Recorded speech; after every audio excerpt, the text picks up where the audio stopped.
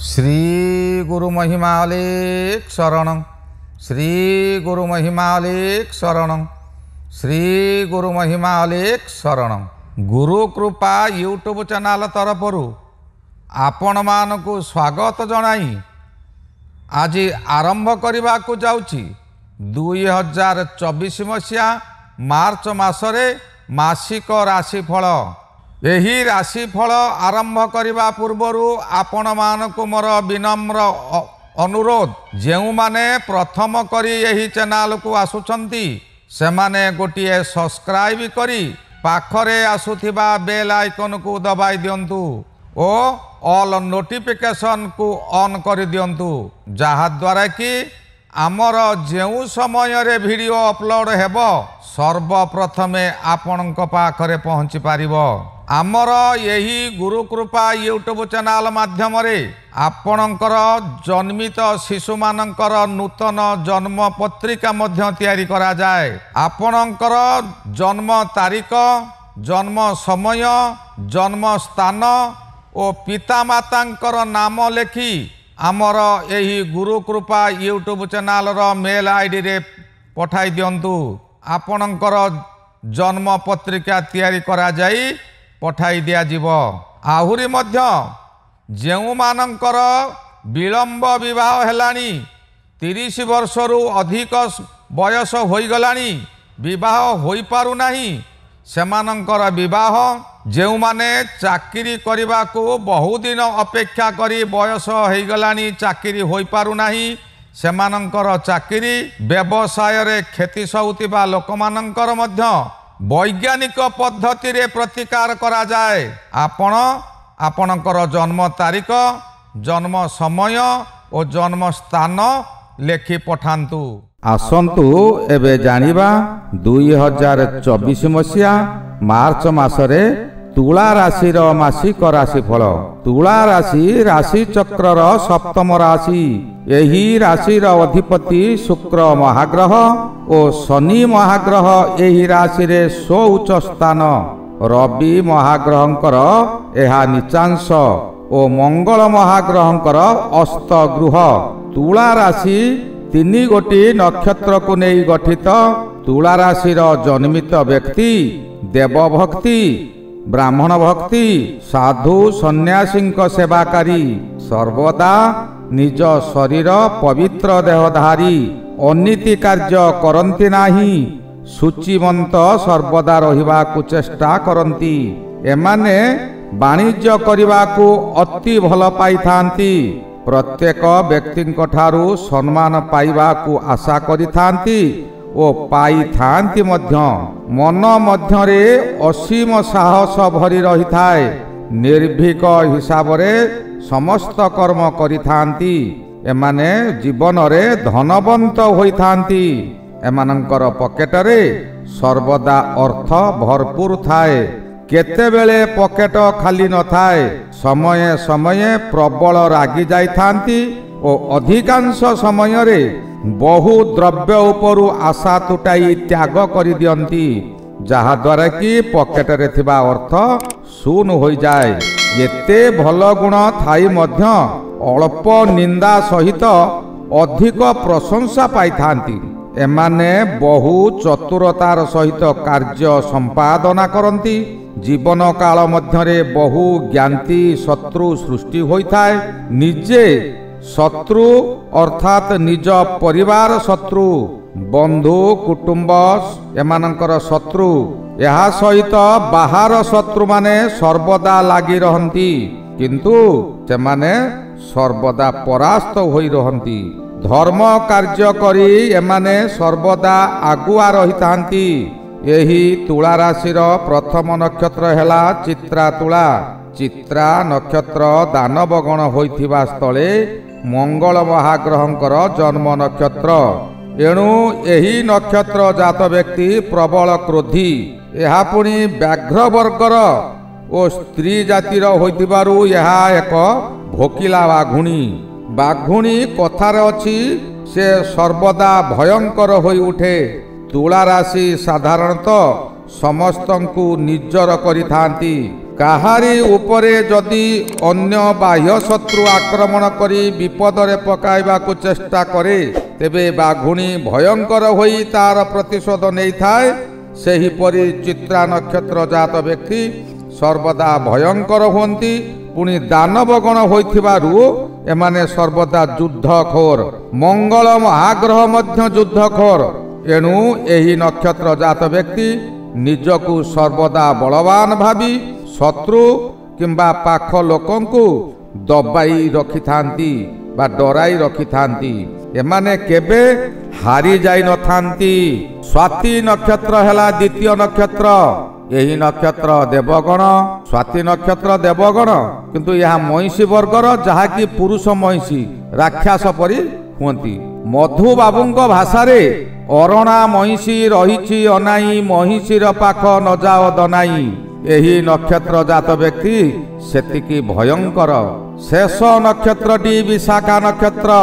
ବିଶାଖା ନକ୍ଷତ୍ର ବୃହସ୍ପତି ମହାଗ୍ରହଙ୍କର ଜନ୍ମ ନକ୍ଷତ୍ର, କିନ୍ତୁ ଦାନବଗଣ ଓ ବ୍ୟାଘ୍ର ବର୍ଗ ହୋଇଥିବାରୁ ସର୍ବଦା ଗର୍ଜନ କରିଥାନ୍ତି। ଗର୍ଜନ କରି ଅନ୍ୟମାନଙ୍କୁ ବଶୀଭୂତ କରିଥାନ୍ତି। ସ୍ୱାତି ନକ୍ଷତ୍ର ରାହୁ ପରି ବଳ ପ୍ରୟୋଗ କରୁଥିବା ସ୍ଥଳେ ବିଶାଖା ନକ୍ଷତ୍ର ବ୍ୟାଘ୍ର ପରି ବଳ ପ୍ରୟୋଗ କରନ୍ତି ଓ ସମସ୍ତଙ୍କୁ ନିଜ ଆୟତରେ ରଖିବାକୁ ଚେଷ୍ଟା କରିଥାନ୍ତି।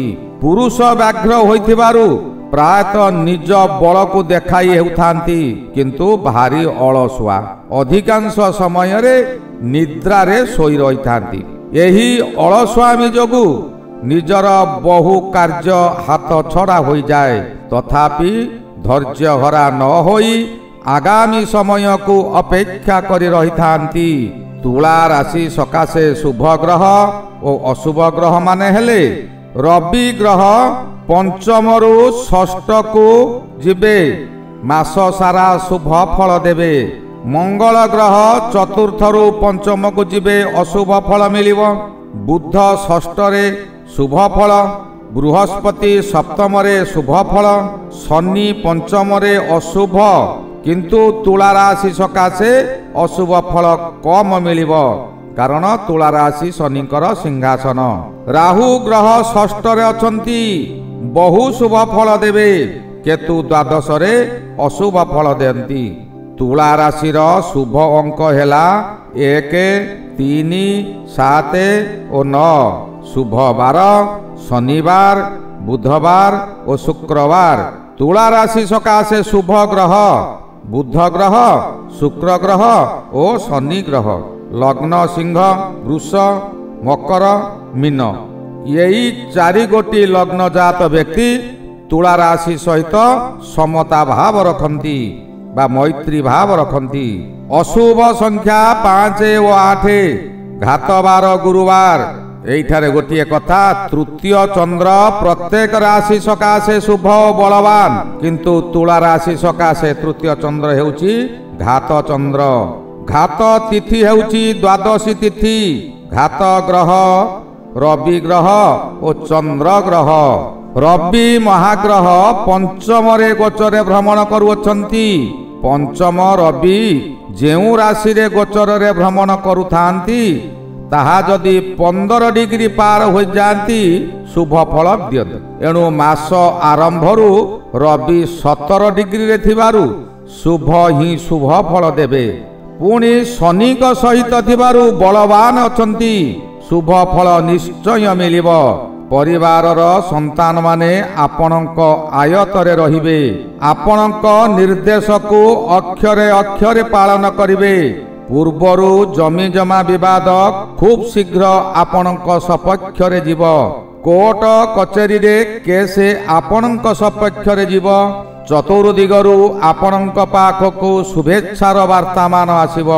ପରିବାର ମଧ୍ୟରେ ଆପଣଙ୍କର ହସ ଖୁସି ଲାଗି ରହିବ।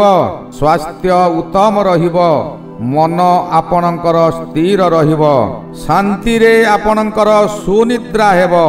ମାର୍ଚ୍ଚ ମାସର 18 ତାରିଖ ଠାରୁ ରବି ଷଷ୍ଠକୁ ଯିବେ। ଷଷ୍ଠ ରବି ଆପଣଙ୍କୁ ବରଦାନ ସଦୃଶ ଫଳ ଦେବେ। ଆପଣଙ୍କର ଶରୀରରେ ତେଜ କାନ୍ତି ଉଜ୍ଜଳ ହେବ।